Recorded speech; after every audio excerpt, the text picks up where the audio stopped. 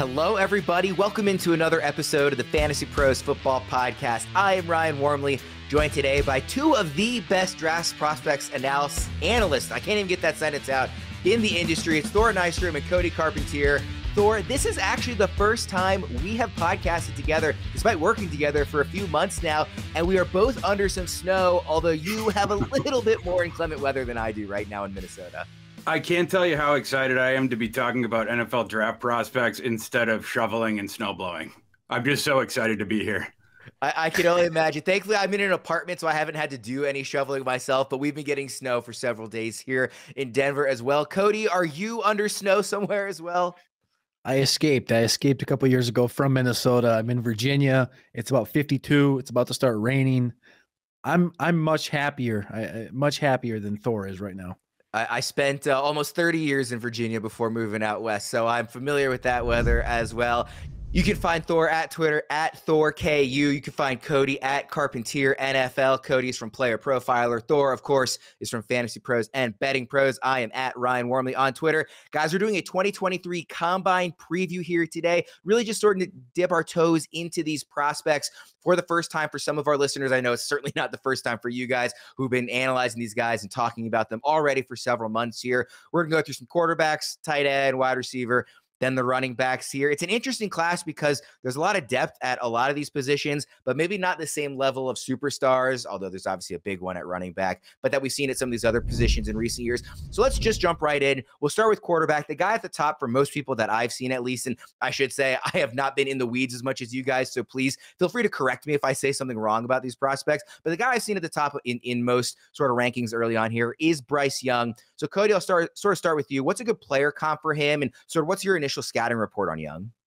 I've seen a lot of different comps. I don't know if you listen to the mainstream at all. I try not to, but I do see the clips show up on Twitter. I've seen Steph Curry. I've seen Patrick Mahomes. I've seen some stuff like this. I think we're in the wrong ballpark when we're talking about that, when you talk about sheer size and everything. Next week when we're down in Indianapolis, we see how big he is in the flesh. That's my biggest question mark. I'll reevaluate him. I don't have him quarterback 1, 2, or 3 because of my question as his size. He's got the arm talent. He's got all that stuff, but I'm still scared he's going to come in super light. And we haven't seen anybody with this stature since Doug Flutie way back, 1985. And Doug Flutie obviously had an infamous career. My comp is Zach Wilson. Zach Wilson from a couple of years ago. He's got the arm talent. Zach Wilson had arm talent tendencies, similar size, similar stature. Wilson obviously a little bit bigger. But that's where I'm going with Bryce Young this year. I currently have him quarterback 4 in both fantasy and in NFL formats. And I like him. I like him a lot. It's just the talent's there. And again, if he was the size of Trevor Lawrence, if he was 6'3", 210, if he was as big as CJ Stroud, I think I would have him number 1 overall, but I just can't trust the size, the weight. It's just going to be a tough draw for him, I think, in the NFL. The expectations are much higher than they should be at this current time, in my opinion. Is it the height or the weight that bothers you more? Because he's sort of small in both respects. The height really doesn't worry me as much because we've seen guys like Russ and Breeze and Murray get the job done. It's more so the frame overall being, even if he eats the protein, eats some steaks, eats some potatoes over the next, the next month and gets up to 205. I want to see next week at the Combine. This is why these in-person things are so important. It's like when you go to the Combine, you see this guy in the flesh. Last year, Drake London's my best kind of angle is Drake London last year came in 215, 210, and it was like he's the next Mike Evans. It's like, well, no, Mike Evans has a little bit rockier of a build. London's more lanky, more lean, and I want to see what Bryce Young is. What's the frame look like? Can the frame hold 210? Because if it can hold 210, then we have a better understanding of like, oh, okay, over the course of the next 3 years, he's going to probably fill out and maybe be 210. But if the frame looks like it's 175 pounds and he's just kind of milking it and he looks, that's really my worry, is just the frame overall being light. So Thor, based on the mocks I've seen, Young seems like the most likely quarterback to go in the top 5. How do you react to Cody having him down at QB4? That's a deliciously derisive comp by Cody. I'm a bigger believer in Bryce Young, but I do love deliciously derisive comps. I have some coming for some prospects that we're going to talk about later. My comp for Bryce Young is someone that Cody evoked, Russell Wilson. I'm a earlier career Russell Wilson, of course. I'm a bigger believer in Bryce Young's game. As far as team fits, the two I would toss out, the Texans make a lot of sense. Whether they can hop up the 1 or whether, it's just at 2, or the Seahawks make a lot of sense to me as well, because obviously Carroll is not afraid of the size threshold thing at the quarterback position with Russell Wilson, of course. So I think those teams would make a lot of sense for Bryce Young. Is there a scheme fit that you like? Maybe not necessarily tied to a specific team in the NFL, but just in general, a type of scheme that you think Bryce Young is best suited to play in, given his size? I think the perfect one is the Seahawks, because we've already seen it. We've already seen the progression. There's no need to change anything. Carroll already did it once with Russell Wilson, and that was back when we hadn't seen it before. So I just think that would be the most natural one. Obviously, you have the Geno Smith one there, so there's a little bit of a complication there. They're trying to work through that. So some of the other fits there, it would be cleaner, because they don't have that guy that they're planning to start for the next couple of years. But I think schematically, that would be the cleanest fit. Let's go to the other QB that was either 1A or 1B going into the season for a lot of people. That's CJ Stroud of Ohio State. I should have mentioned, everybody already knows Bryce Young. It was at Alabama, of course, but CJ Stroud at Ohio State. Obviously, we've had some Ohio State quarterbacks that have struggled to enter the NFL, just given that they have so much offensive talent surrounding them in college, and there's always some question marks about a Buckeyes quarterback coming into the NFL. Cody, what's your comp on Stroud? The comp for CJ Stroud, and all these comps that I have are play style comps, not really career projection comps. The play style comp that I always see when I watch CJ Stroud, and of course this is a lot prior to the bowl game where he showed his rushing ability, was Teddy Bridgewater. And I love Teddy Bridgewater. And those that remember Teddy Bridgewater from Louisville, he put on and he was good. And we went to Minnesota. He was a slow progression. He looked great. CJ Stroud is as pro ready as any of these guys, I think, right now at where we're looking. 6'3", 220 pounds out of Ohio State. Only 12 interceptions, I think, through his career. CJ Stroud, he's going to be the most dependable in year one, I think, and the most trustworthy. I don't think he has the upside as a couple of these other guys, but Teddy Bridgewater, I think, is a good floor comp for him, a good play style comp. I think Dak is really where his ceiling. I don't think he has a ceiling to get into that tier one threshold, though. Yeah, Thor, when I hear that description, and it's similar to sort of what I've heard and just looking at these early mocks, is Stroud seems like a guy to me that fits best if he drops in somewhere where he can just go right away and has great talent around him to start, rather than needing to elevate guys elsewhere. Is that how you see it also, Thor? I think so. Yeah. Stroud's weird as far as the comp goes, because of the top four, the consensus top four quarterbacks. He's definitely the most straightforward guy, and he has the least variance. Right. But to me, and I don't know what Cody would have to say about this. He's been the hardest guy to comp. So it's weird, like that sort of dichotomy there. I've switched my comp out on him like 8 times already, and I'll probably switch it out 20 more times by the time we get to late April. The one I have right now is Jared Goff. But we'll see where we end up on that one. But yeah, I mean, he's going to come in and he's going to start for you right away. And you know what you're getting with CJ Stroud, guy that's going to win from the pocket. And I love his touch, the touch and the placement and the ability to win at all levels of the field, winning from the pocket. And of course, the stuff you saw in that Georgia game, proving some stuff in the eval that you hadn't seen before that, specifically getting outside of the pocket, throwing on the run, making good decisions on the run, running away from Jalen Carter, that monster, doing stuff like that. Team fits for Stroud. A couple that I would toss out. The Colts make some sense to me, and I think that they like him a bit. Another one, if he somehow got through that thicket there in the top 4, I think, or via a trade up, I think the Raiders would make a ton of sense as well. Cody, I want to ask you quickly about something Thor mentioned in respect to the Georgia game, because I think a lot of people watching Stroud thought, okay, this guy, he's not going to use his legs that much. He really didn't have to at Ohio State. Does he have another level of mobility? Because that's so important when evaluating from a fantasy perspective, having a quarterback that can run and get those cheap yards and touchdowns on the ground. He did that more so against Georgia in the last game of his college career than we had seen him do before. Is that something that you would expect to maybe be like the new normal once he gets in the NFL and doesn't have this crazy offensive talent advantage as a whole team, where he might need to run more? Or was that more of a fluke that just happened to come against one of the best defenses in college football? I think it's a mixture of both those things. I think one, I think he wanted to prove that he could do it, because I think he could hear the doubters in his Venmo leaving him comments about you can't run, you're not good, da da da da da da. I mean, he had 79 yards against Northwestern on the ground as well, but he did show it against the Georgia game that he could do it. My problem is, I think that in the NFL they're going to realize, obviously we know that offensive coordinators and coaches don't want these quarterbacks to actually run unless it's obviously the Fields level or the Lamar level of guys. And I think he does a good job of keeping his eyes down the field and keeping plays alive. And I think he does good out of the pocket and things like that. So I don't think he's going to have the innate ability to just take off and run like you'll see from Anthony Richardson or Lamar or Justin Fields, etc.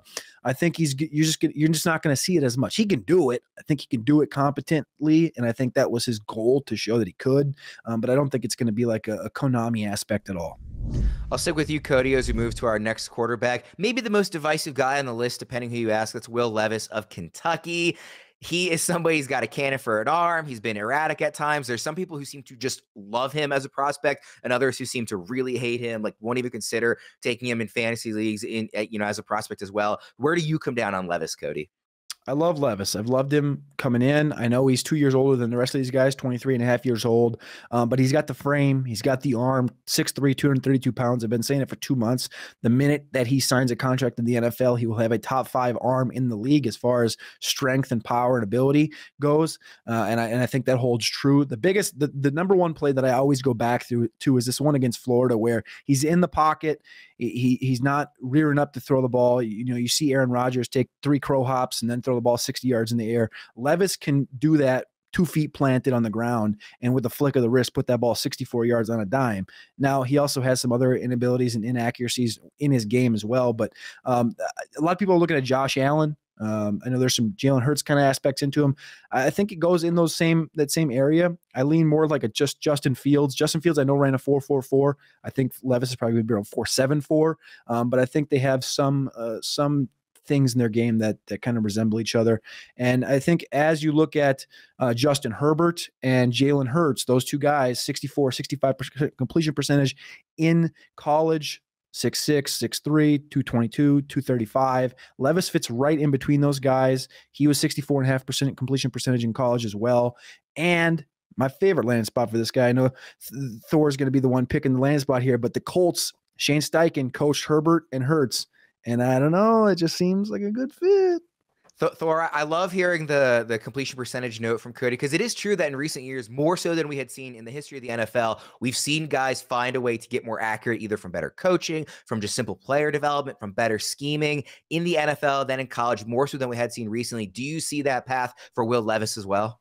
It's possible. Yeah. I mean, he needs to work on the mechanics, and the next guy, Richardson, that we're going to talk about, he needs to work on the mechanics too. And we'll see, I mean, like you see prospects every year that come in that need the mechanical work. And if they get it and the light comes on, the accuracy going to improve. The thing that concerns me about Levis is the work under pressure specifically. The thing about the mechanics, I think it's easier to fix, I guess. The pressure thing, we'll have to see. And then the conversion of pressures into sacks.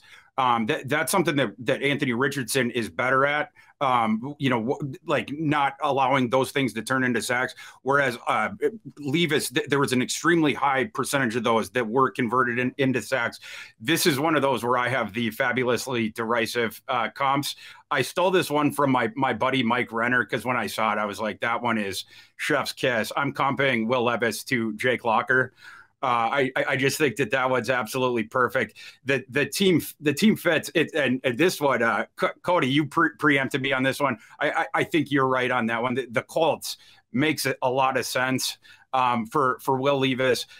If he doesn't end up going to the Colts, the Panthers would make a lot of sense for him as well. And both those teams we've heard could be interested in Will Levis. Yeah, I'm curious, Thor, really quickly, just in a vacuum on team fits, are the Colts and Panthers maybe the easiest spots for a quarterback to get dropped into in this year's sort of rookie class? Because I know you've mentioned the Seahawks, maybe. I know you've mentioned the Raiders. I know we've mentioned the Texans. But the Colts and Panthers seem like maybe the most ready for a quarterback to get dropped in and have success right away. Is that right?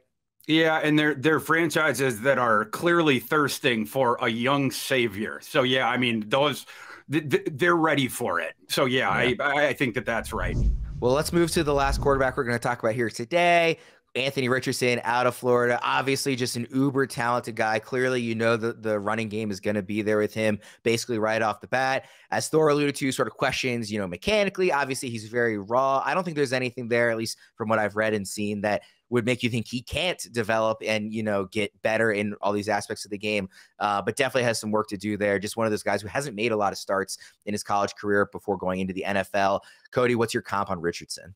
Richardson, man, he is a tough one, I would say. It's pretty straightforward as far as the rushing goes. I think he's the clear-cut best rusher in this class. But the passing, man, I talked about it a month ago. I think that he definitely should have went back to school. He needed another year, but you got to go get your bag. And I think you're seeing it rise right now. The sports books are moving right in that direction. On Monday, he was plus 4,000 to be the first overall pick. He's now plus 700. He opened at plus 10,000.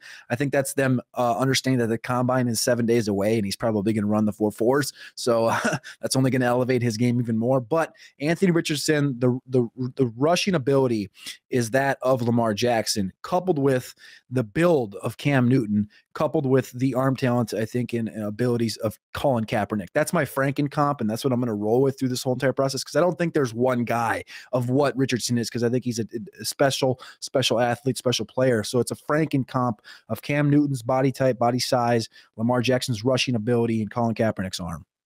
Our very own Derek Brown Debro just 7 minutes ago literally tweeted his Anthony Richardson comp is Colin Kaepernick. So at least he agrees with you certainly on part of that Franken comp. Actually, really quickly, Cody, I'm curious because you mentioned Bryce Young was sort of your QB4. Just quickly, what is your 1 through 4 rankings of these guys? In what aspect? In fantasy, or are we talking NFL? Let's go fantasy. In fantasy, it's Richardson number 1, just because of and the thing about the quarterback position that makes everything so hard is projecting, and I think we need to project more so than be like, oh, I understand CJ Stroud is this. It's like, well, how many times have we done that and then look back a decade now and been like, oh, that guy really wasn't number 1. It was this other guy that projected better because of the body type and the arm talent. Number 1, I'm going with Anthony Richardson for fantasy because of the legs. I think no matter where he goes, if he lands somewhere like a Houston, wherever, where it's like he has to play year 1, he has the abilities to do kind of what Justin Fields did. And if Justin Fields played all year last year, he was going to set the rushing record. I think Richardson can do that in 2023 if he has to. Levis, number 2, again, we're projecting. I think the body type, if somebody's going to take that next step and be in that Allen, in that Mahomes, in that Herbert tier, it's going to be Levis. And then Stroud, because I know what I have in Stroud. And then Young, obviously, for everything I talked about before, at number 4. Thor, if Will Levis isn't the most divisive quarterback prospect, it's Anthony Richardson. So on Richardson, where do you come down? I have him at QB3. I was sort of smiling while Cody was talking because he was evoking all my comps for him. My comp is Cam Newton, and it's funny. I was talking with Debro yesterday, and he told me he was watching Richardson later that night. Yesterday we were talking about Stroud, and he had watched Bryce Young before that. And so I told him to call me. Well, he was texting me this morning because he had gotten done with Richardson. And so he texted me, he said, have my comp that I love. And I said, what is it? And he said, Colin Kaepernick. And so I texted him back. I said, oh, wow, that's not bad. And Debra said, you mean it's perfect. So I just thought that was funny that you brought all those up, Cody.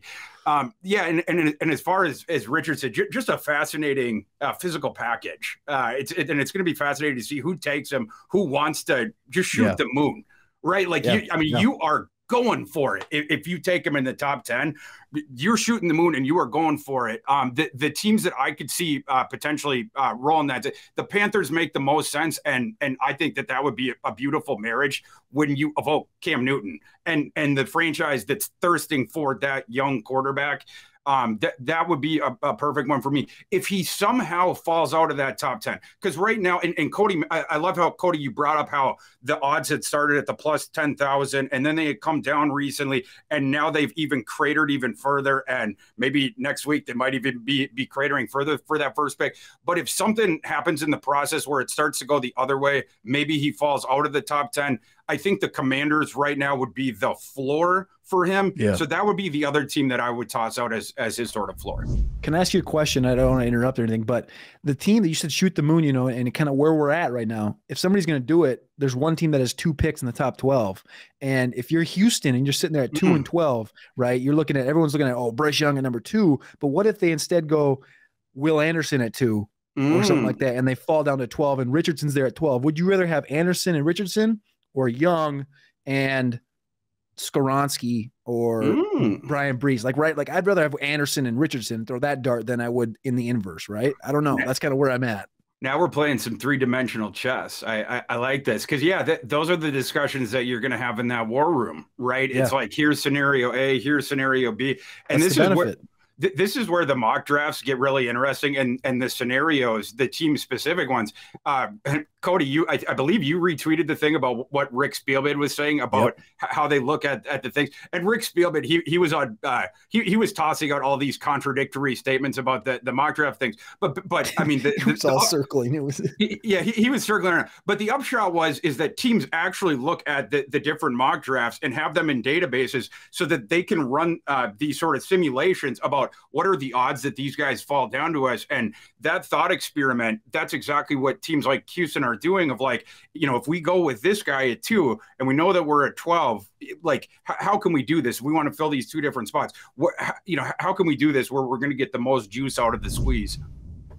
For the folks listening to the podcast today, thank you. But if you prefer to watch our fantasy analysis, don't forget we are on YouTube. You can catch all of our shows plus tons of other videos and live streams over at youtube.com/fantasypros. Be sure to subscribe if you like our content because it helps us out, but more importantly, because it helps you out. Click the bell to get notified of all of our latest podcasts, short videos, live streams, all season long and all off season long and all draft season long. Let's move to tight end. We're only going to talk about one guy, Michael Mayer out of Notre Dame. So we'll go through him pretty quickly. Cody, what's your comp on Mayer? He gets a lot of baby Gronk comps. Oh, he's the next Gronkowski. I don't think we should be quite at that level. It reminds me a lot of Pat Freiermuth. I put the comp at Hunter Henry plus. I loved Hunter Henry coming out. I think he resembles a lot of Hunter Henry. And Hunter Henry plus is kind of where I'm at with him. Good in the run game. Isn't the driver in the run game, more of a staller, great awareness, sick ball magnet ability. I mean, his agility is great. Arm tackle breaker, not the best after the catch, but I just love everything that Michael Mayer brings to the table. And Hunter Henry plus, it reminds me a lot of Pat Freiermuth as well. Thor, I think my comp for Michael Mayer is Mike Mayer, our coworker. What do you think about that? We'll have to tell Mayer about that. He'll definitely appreciate that one.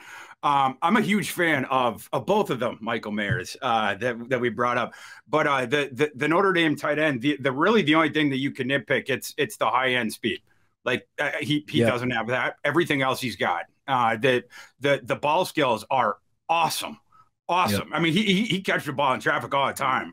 Like, he'll have bodies hanging on him. He don't care. And this past season, Notre Dame had very little in the receiver room. They didn't have a stud running back. They were down to their backup quarterback, this noodle arm kid named Drew Pine, the scrambler. And they just were force feeding targets to Michael Mayer. Every defense went into the game of like, Michael Mayer is not beating us. And so that he was double covered every single time. And like I said, had bodies all over him. They couldn't stop him. Like, it just is what it is. Now, again, he ain't Kyle Pitts. He ain't running away from you. Yeah, like he ain't going to win on the goal rights, that downfield, whatever. But he's going to win in the intermediate area all day long. It just is what it is. And he's a really good blocker too. He gets after it, and both on the inline, but also they shift him all over the place.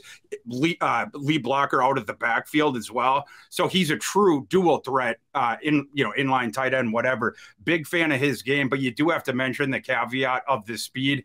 The comp I have for him, it's not quite perfect.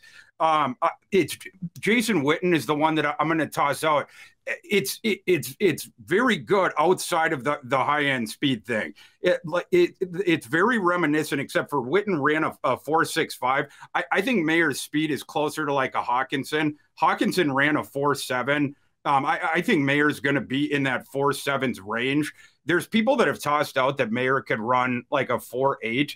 I don't think it's going to be quite that bad, but even if it is, I'm just going to tell people out there, don't freak out. I actually don't care what this kid runs. He is a baller, and he should go in the first round no matter what he runs. In fact, if I was Michael Mayer, I would skip the run. Because, I mean, that's the thing where people are going to start to freak out and nitpick.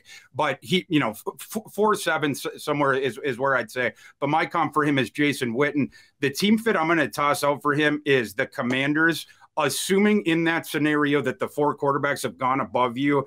if Anthony, we talked about this before. If Anthony Richardson somehow falls down the board to you with where the Commanders are with, it's like, oh, well, we got Sam Howell. Let's give him a shot. Well, if Richardson falls down to you, now you have a much better shot between the two of them of having your franchise quarterback. That's the team where it's going to be like, okay, we can shoot the moon on Richardson for sure.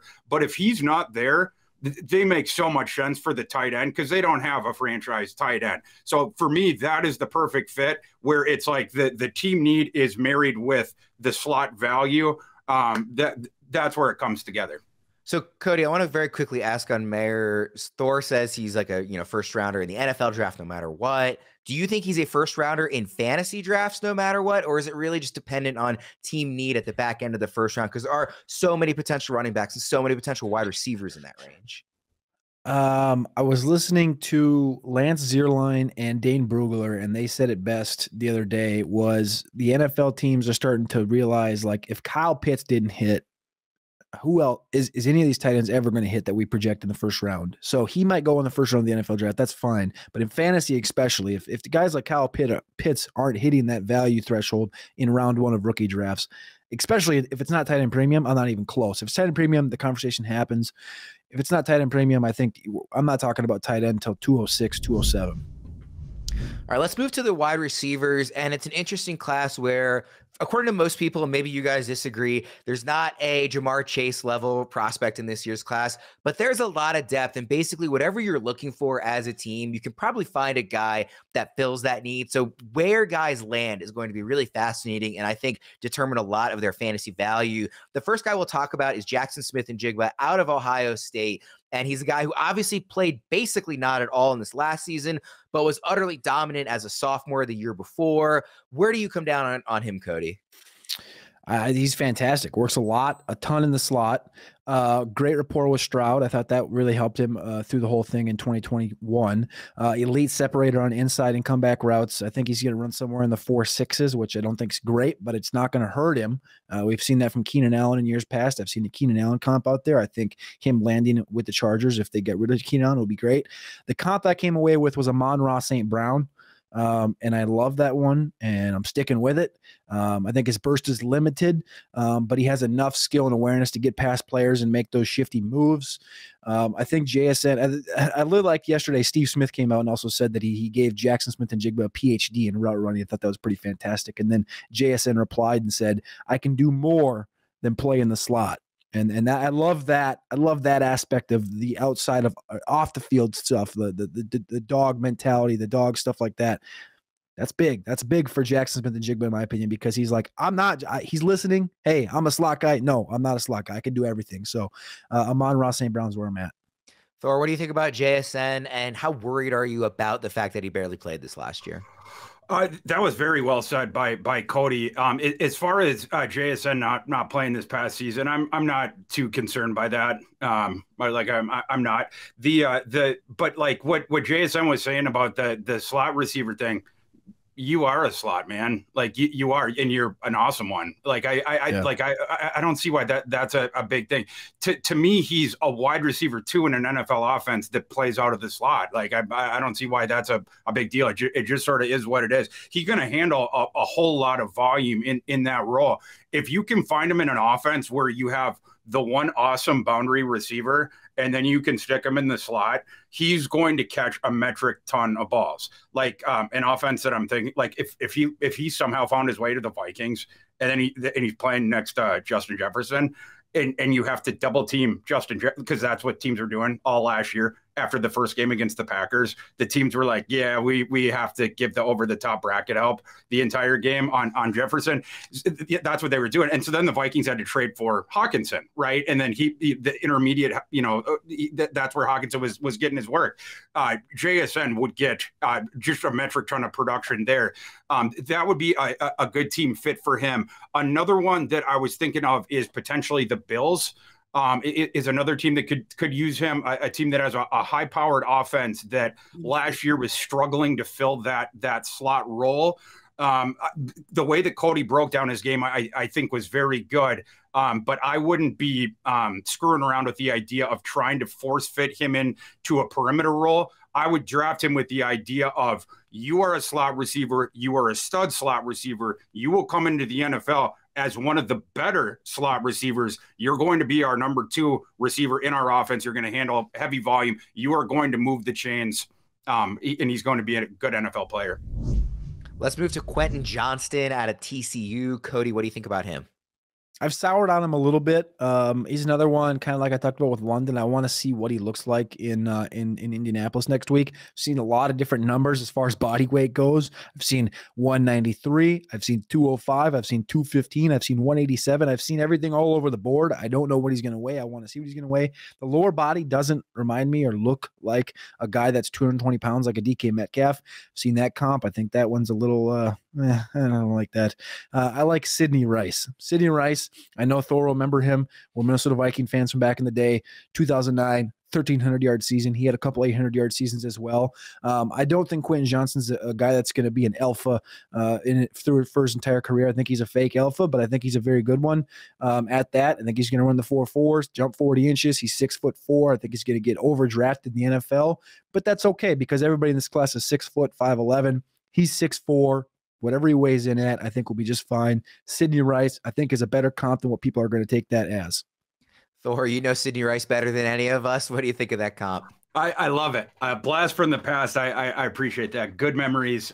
Before the show, for the audience out there, we were having some fun with the idea that Max Duggan missed the cut for the show, and Max Duggan left a lot of yards on the field for Quentin Johnston over his career, and it's one of the things that makes the Quentin Johnston evaluation a little bit tricky. You know, the TCU offense, it cut the field in half. But it wasn't just that. It was Max Duggan had a hard time getting through those progressions. So there was times where Quentin Johnston was open and Max was not even close to seeing it. So you have that, and then I'm totally with you, Cody, about I would put Quentin Johnston right up there of the guys where I'm fascinated at the combine to see the measurements and to see the measurables. Like I want to see all of it. I want to see the speed. I want to see the jumps. I want to see the explosion.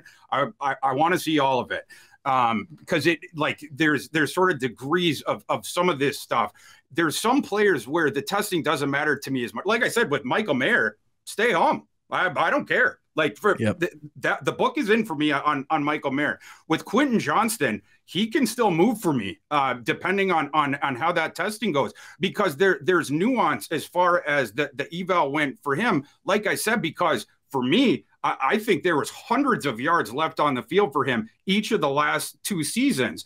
And so you can sort of extrapolate it out one way or the other. Is it like, is he way better than he showed the last couple of years, or are you sort of flattering him by doing that? And maybe the athletic testing can go a little bit towards helping you decide that either way with the projection.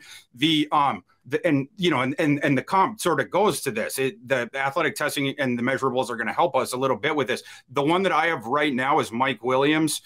Quentin Johnston, very good downfield like that, dangerous guy like that. He can the big play threat, obviously there. We saw that in the Michigan game, and under the bright lights, whatever. The other thing you like about him is he's a broken tackle machine when it's not just winning over the top. The intermediate stuff, like you need to bring your lunch pail, the safeties and stuff like that. Cornerbacks can slough off that kid when he gets ahead of steam and stuff like that.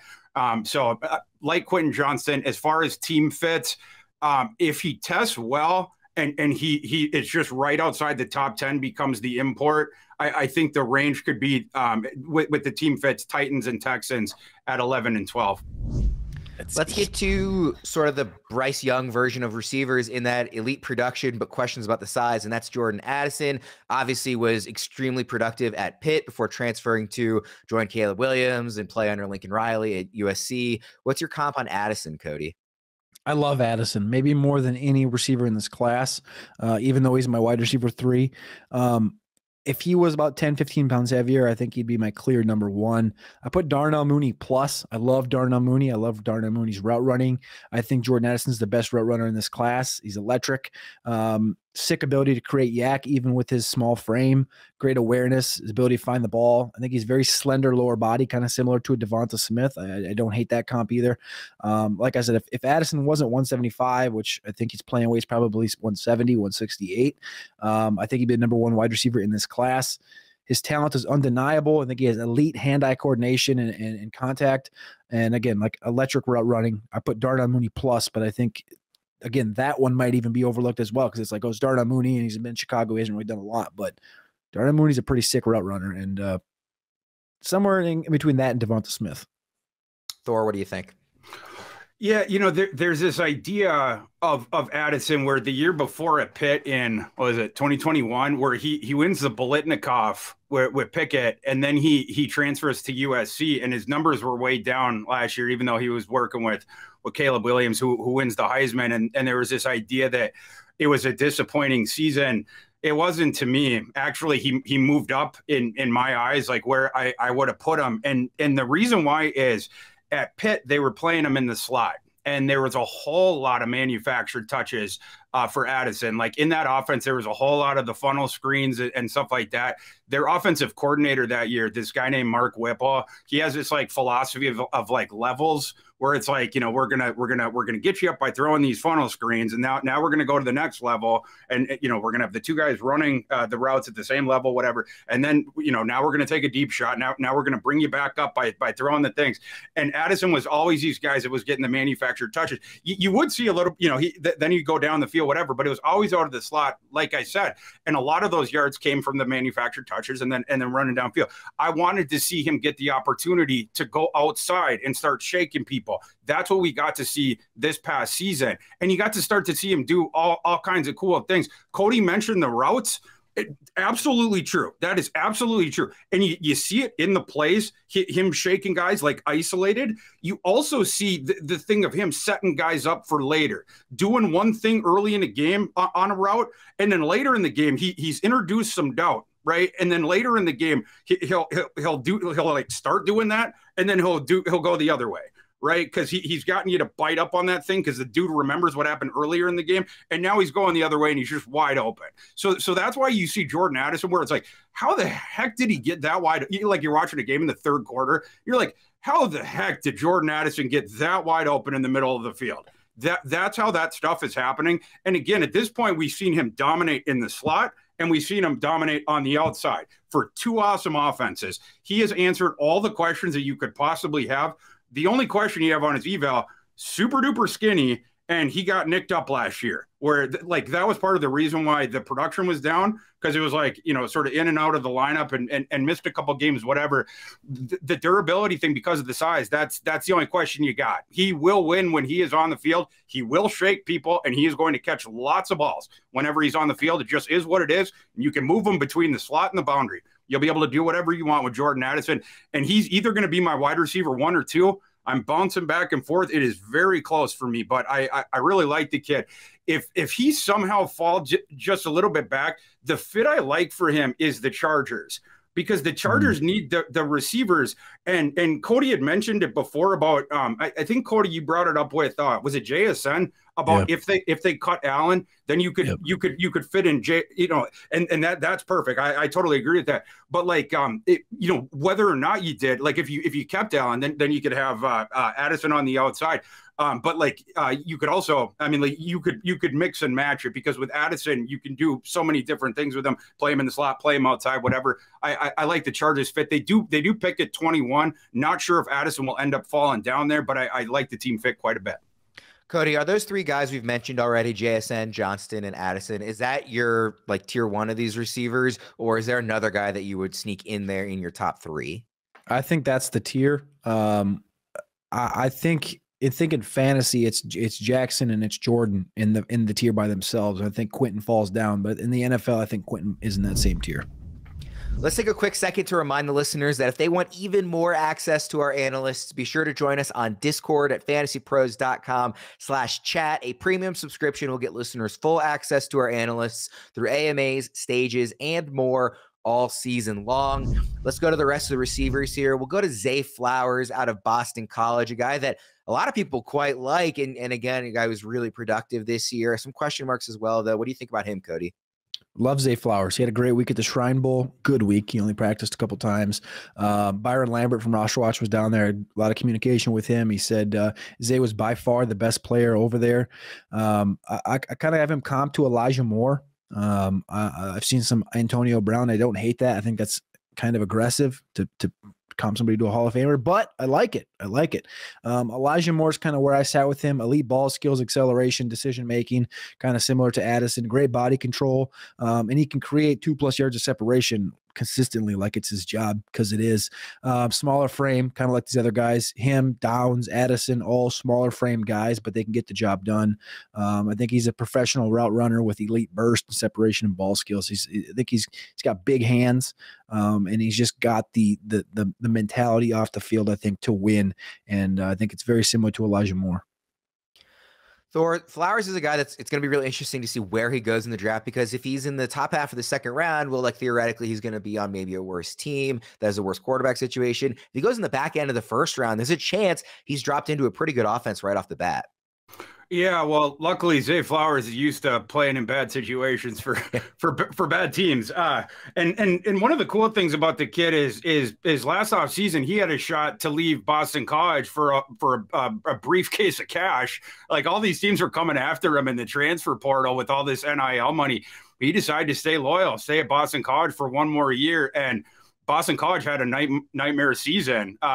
Like, by the end of the year, they only had one starting offensive lineman that was playing in the same spot that he began at. I believe they were playing 2 converted defensive linemen as starting offensive linemen. They had to switch a kid to another thing. The whole thing was a travesty. They didn't have a running back. They had to start their backup quarterback because Jerkovic got hurt, whatever. It was really bad. Flowers was literally the only dude that they had. He was a marked man. I mean, like, double teamed, triple teamed on some plays, whatever, and was still productive.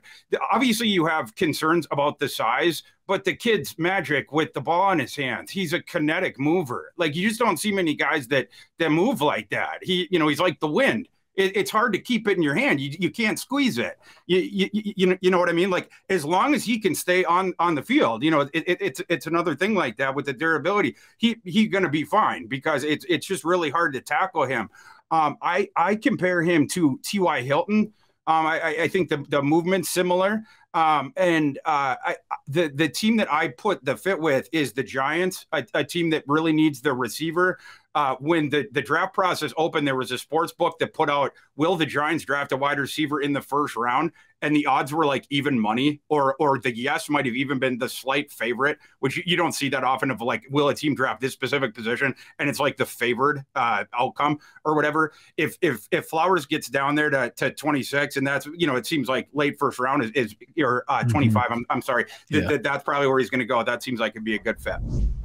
I don't want to spend too much time on this next guy, but I'm just sort of curious, like, Cody, what happened to Kayshon Boutte at LSU this season? Because he was a guy that in a lot of these like way too early 2020 drafts a year ago was one of the top receivers, and he was obviously very unproductive at LSU this season. Is it just a factor of like their quarterback play wasn't that strong, or is there anything that he was doing that was sort of causing him to struggle?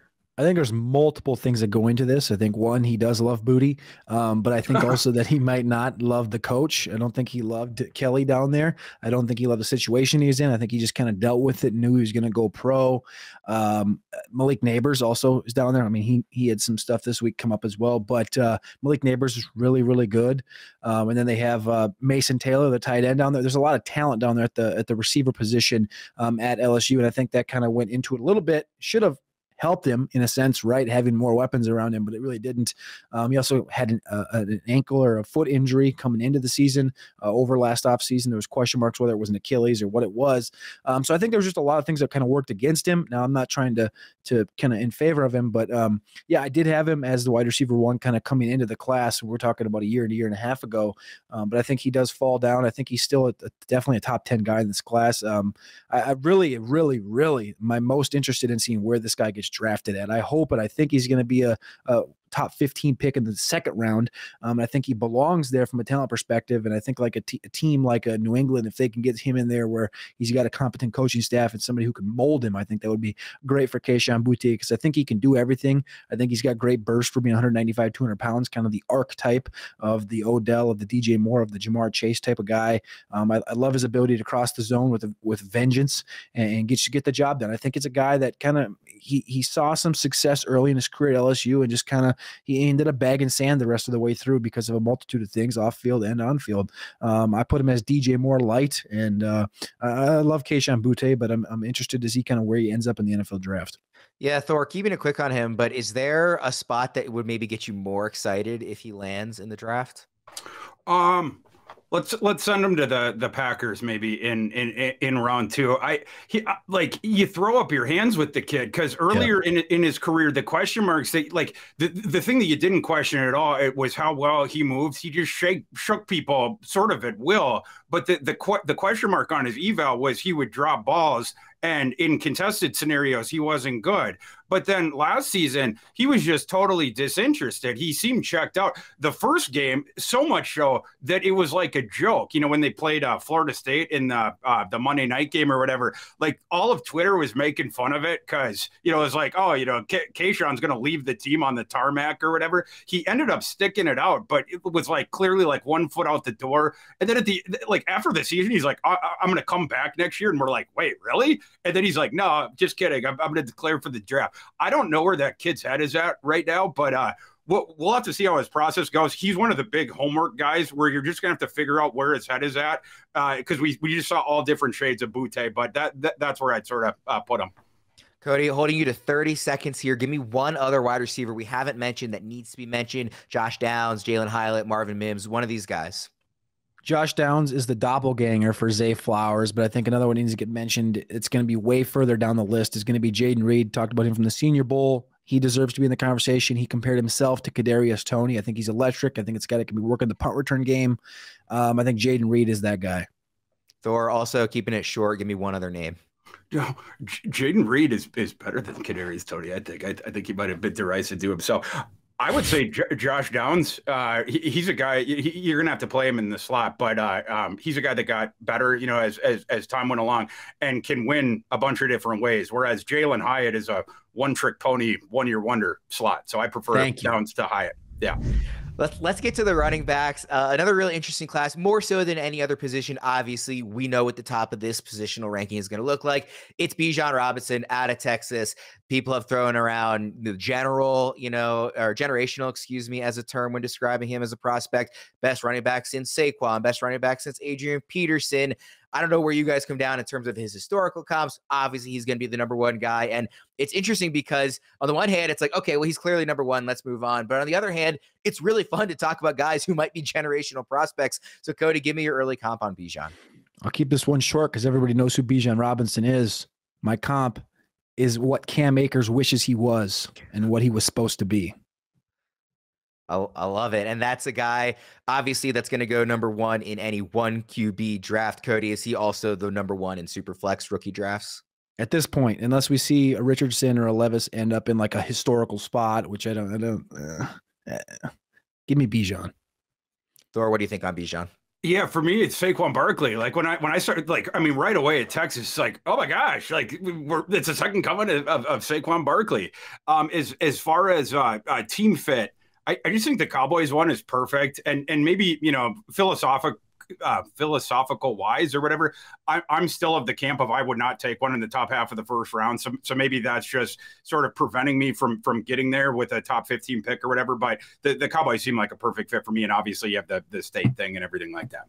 Yeah, just quickly, Cody, that is one of the you know, real talking points around Bijan is a running back going in the first round potentially, and at this point seems probably likely. Would you be comfortable taking him in that back half of the first round, even though he's a running back?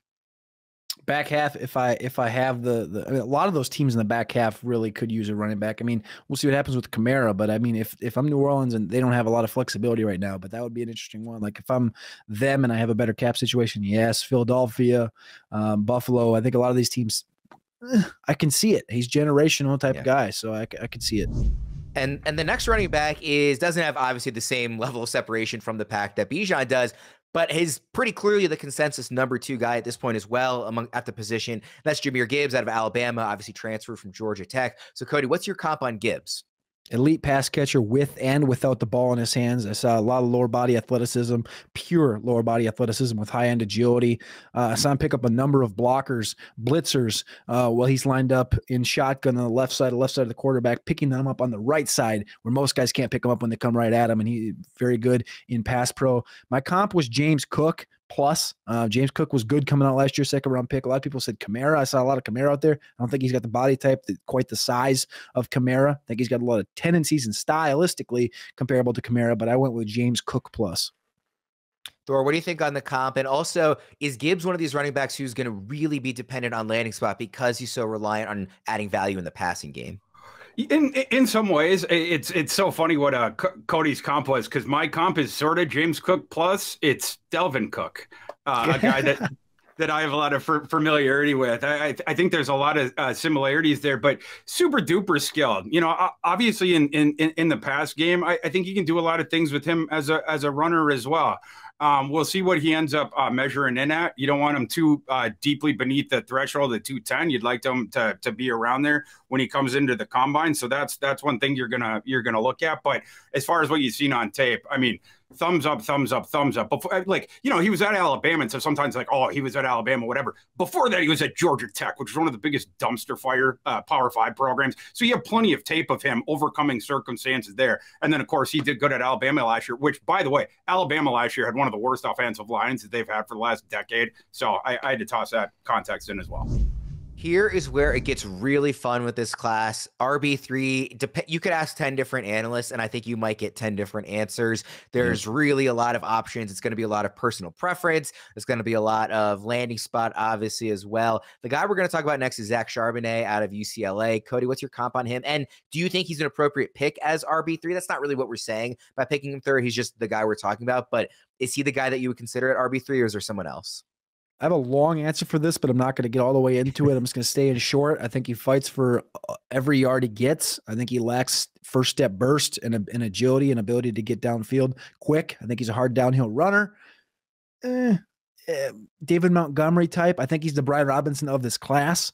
I think a lot of things have to be considered when we're talking about the NFL draft and about him as a prospect, because he didn't come out last year. He went back. And normally when you see those guys go back late, it's because they didn't get a positive note from the NFL as far as draft capital goes. And now he's coming out this year. I don't have him RB3. I have him closer to RB6, RB7 in this class overall, because I prefer a different 220-pound, 6'2" running back that maybe runs in the 4.5s next week. But yeah, I think Charbonnet should be in the conversation at least. Thor, what do you think about Charbonnet? I like Charbonnet. We had a Big Ten back running in the Pac-12. He was sort of like a fish out of water, whatever. For the team fits there, I had down for Charbonnet Vegas, Tennessee, and Atlanta. One of those sorts of teams on day 2. And I also realized I totally omitted team fits for Jahmyr Gibbs. So just to go back really quick, Saints and Panthers were the couple that I was going to toss up for Jahmyr Gibbs. Saints would obviously be interesting given the Kamara light, comparisons we've heard a few times. Let's go to Zach Evans at Ole Miss. Cody, what do you think? Zach Evans I think he's going to be one of the toughest ones through the whole process, as we talked about before. He's a guy coming out of high school, highly touted, highly respected, went to TCU and then transfers to Ole Miss. I think it's a guy that has an unlimited ceiling. If anybody in this class is going to compete with Bijan for the overall number 1, 5 years from now, when you look back, I think Zach Evans has that ability, but I also think he has the ability to completely flame out. I put Andre Ellington on here. Andre Ellington's I think it's going to come off disrespectful. It is, but it's because I don't know his ceiling. Like I said, his ceiling is Kamara, but I think Andre Ellington's much closer to where he's going to end up being in the early part of his career. His talents are unquestioned. Like I said, Evans has the most upside and ability to match Bijan in this class. Great footwork and ability to make the first and second defenders miss. I just really like what he brings to the table, but I think he's going to be 195, 190-ish. Thor? I love how Cody set that up. I really like Evans's physical skill set And the flash plays when you like, his best reps, it's like, wow, okay, and the former 5-star kid. So when you see the flash plays, his best plays each season, it's like, yeah, that kid, that's the 5-star kid. And then you're like, this kid's going to be really good in the NFL. But on the other hand, you start thinking like, was he ever the best running back on his college team, or like significantly so? Like Kendre Miller at TCU, and he was ahead of him on the depth chart, whatever. But like when he left TCU, then Kendre Miller took over. It's like, oh, maybe TCU was better off that he left. Then he goes to Ole Miss, and he was supposed to be like the big bell cow, whatever. A true freshman was ahead of him. It was 1A, 1B, whatever. But and a part of it was just circumstantial. Ole Miss just happened to run into one with this kid named Quentin Johnston, who we're going to be talking about in a couple of years. He was very fun, but he was a 3-star. Just turned out he was this revelation, whatever. But he was ahead of Evans, like in the pecking order, whatever. So like it hasn't totally coalesced for Evans yet, and you're wondering when the light's going to turn on. I think he is going to fall just a little bit more than his upside would dictate because of that. But it's a big opportunity for him at the NFL Combine to try to gain some ground back, I guess, that maybe he has lost. We'll see on that. But a couple teams that in the mid rounds that could take a shot here, I think, are the Dolphins if they don't acquire a running back, whether via trade or free agency before then, or the Bengals. Devon Achane is the last running back I want to talk about. Obviously, a guy whose game is built around speed, and more speed. Cody, is he just a really fast guy, or is there more to his game that should excite potential fantasy managers? I think he's just a really fast guy. I think he's got an insane ability to get north and south. I think as a returner, he's going to be electric in the NFL. As a tailback, it may take Achane a season to find his own from a stylistic stance. I think he's got a tight lower body, tight knees, tight ankles. I think that's going to disable his ability to kind of unlock a ceiling. I think he's good at pass catching, but I don't think he's great. I think he's got slow reaction times after it and getting upfield. But yeah, I put Phillip Lindsay on here. Phillip Lindsay with draft capital because he's going to get probably second-round draft capital. I think that's what we're looking at right now. Also, Jeff Wilson's kind of an interesting aspect to look at it because Jeff Wilson does have speed as well. But Phillip Lindsay is where I'm going. Thor, do you have the need for speed on Achane? I really like Achane. He was. Every time he was on the field, I'm talking before last season when they had Spiller, he was always better than Spiller. And it was like, Jimbo, play him over Spiller. And then last season, the whole A&M team was a dumpster fire. And then, Achane had gotten hurt. And then they were like, the offense just literally couldn't do anything, like literally was just impotent. And then Achane comes back. And at the end of the season, they upset someone when nobody gave them a shot. When the game Achane got back, I'm totally blanking on who it was, but basically when Achane was on the field, like A&M was competent, like they were okay. But when he was not, it was just they couldn't do anything. They literally couldn't do anything. Just so explosive, just absolutely so explosive. But it's one of those things, the outlier thing. He's so far under the size threshold, but you have world-class speed. I comp him to CJ Spiller. There's not a ton of guys that are that size that you could end up comping him to. I like the point that Cody brought up. It's another thing that concerns you a bit is you'd love a guy like that to give you a bit more, or I'm sorry, I guess a more accurate way to put it is to have been given the opportunity to show more as a receiver in college, because you have to give them the contextual benefit of the doubt of like A&M didn't have the most innovative offense either. Like he didn't get a ton of shots or whatever. But like Cody's totally right, where we didn't get to see a ton from as a receiver. He didn't show a ton as it. And as a smaller guy, you would have liked to have seen more. But especially because when the guy gets the ball in space, there's few guys who can move like he does that have that kind of speed, that kind of explosion. But I do have a need for speed, so I do like the kid. A team that I could see being attracted to him on day 2, whatever. 49ers, they tend to like running backs like that. Maybe you add Achane to the little collection they got going on there. Before we wrap, I want to ask you guys, again, keeping it short, after Bijan and Gibbs, rank for me the next 3 running backs in this class. Because really, we could have gone another hour with how many guys there are. Tank Bigsby didn't get a mention. There's plenty of guys out there, really. Tyjae Spears. So, Cody, how would you rank the next 3 guys after Gibbs at this position? Bijan, Gibbs, Quentin Johnston, Kendre Miller, then Charbonnet, Evans area. Roschon, of course, the backup to Bijan at Texas, but pretty much anybody in this class, literally anybody in this class would have been the backup to Bijan, so that's not certainly a knock on him. Thor, what do you think about ranking beyond Gibbs? Charbonnet, Bigsby, Achane. All right, that's going to wrap things up for us. Thank you, everybody, for tuning in. And please remember to follow us on YouTube and on Discord under the name Fantasy Pros across all social media accounts. For Cody and Thor, I'm Ryan Wormeli. We'll see you guys again soon, and enjoy the Combine. Thanks for tuning in to the Fantasy Pros YouTube channel. Don't forget to check out our featured videos. And while you're at it, make sure to follow us on Instagram, Facebook, and Twitter at Fantasy Pros, so you can get the latest news and updates to give you the edge you need in your fantasy league.